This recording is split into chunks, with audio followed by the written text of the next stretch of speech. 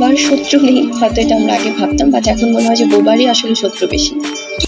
এইমাত্র অপু বিশ্বাসের নিয়ে কটূক্তি করে কথা বললেন শবনম ইয়াসমিন বুবলি। এমন একটি কথা বললেন যেটা রীতিমতো ভাইরাল হয়ে গিয়েছে সোশ্যাল মিডিয়ায়।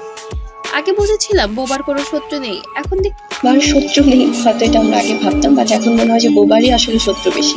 কিছুক্ষণ আগে দেখি বোবারই অনেক বেশি শত্রু।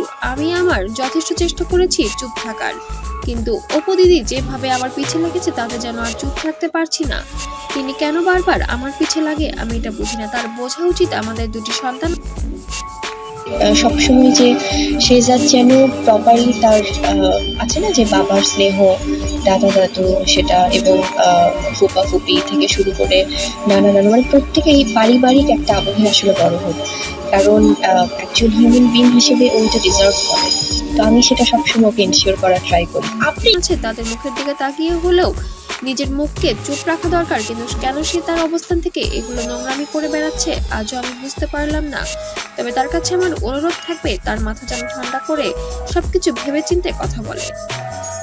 প্রতি আমার অনেক সম্মান আছে, সেক্ষেত্রে আমি বলবো যে আসলে আমাদের সন্তানদের উপর যেন এগুলো প্রভাব না ফেলে, কারণ দিন শেষে ওদেরও একটা সার্কেল তৈরি হবে। বোবার শত্রু নেই, হয়তো এটা আমরা আগে ভাবতাম, বাট এখন মনে হয় যে বোবারই আসলে শত্রু বেশি।